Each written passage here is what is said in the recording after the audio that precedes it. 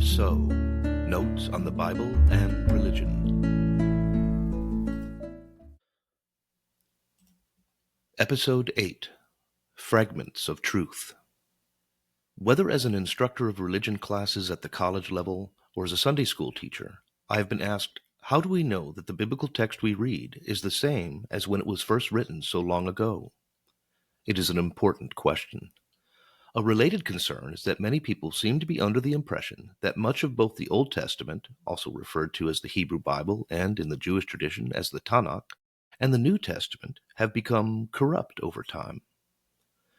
It is true we do not have the original texts of the books of the Bible, but we do have thousands of early fragments and many early copies of biblical books and even larger portions of the Bible that we can study.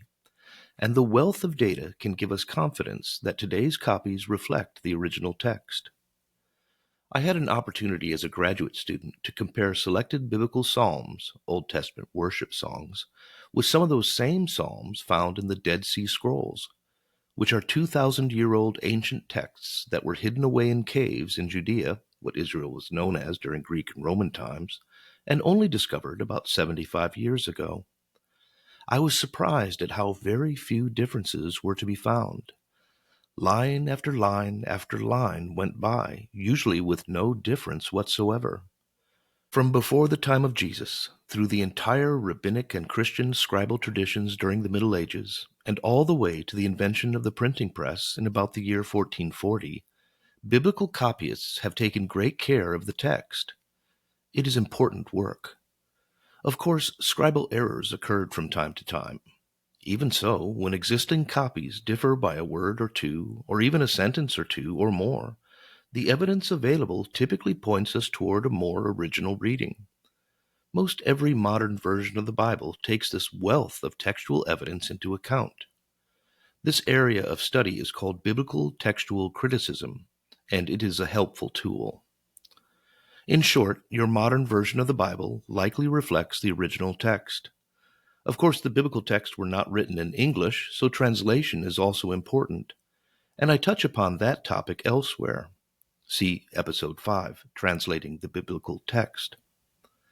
In closing, I leave you with a so-called fun fact. Perhaps the earliest surviving fragment of the New Testament is known as the St. John's fragment, Ryland's Library Papyrus P52.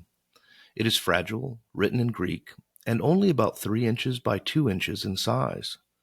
On one side, the fragment includes a mere 14 or so words from the Gospel of John 18:37-38, which is part of the trial of Jesus before his crucifixion.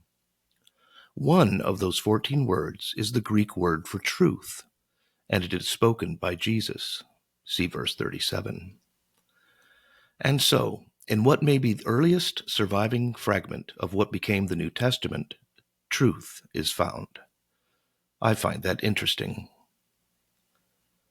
Something to think about. For God so loved the world that he gave his only Son, that whoever believes in him should not perish, but have eternal life. John 3:16, English Standard Version. This verse is evidently the most cited Bible verse in the world.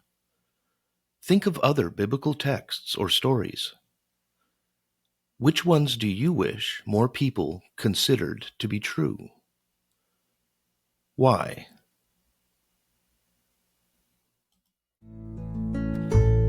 Print and ebook editions of And So, Notes on the Bible and Religion are available on Amazon. More information on my work may be found at jasoncdikehouse.com.